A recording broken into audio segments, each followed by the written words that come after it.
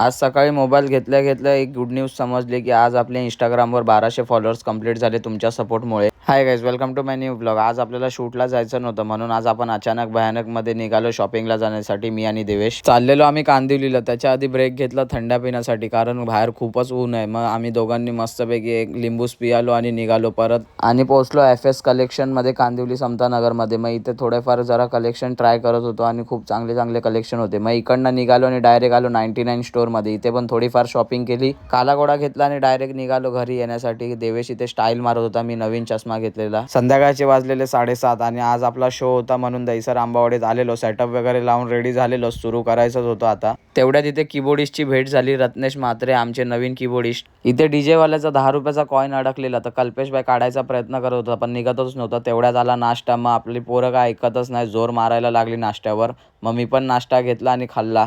आपली ऑर्डर सुरू झालेली पण आपण यूट्यूबमध्ये पूर्ण व्हिडिओ दाखवणार नाही. जे काय आपले इंस्टाग्रामवर रील्स लवकरच येतील.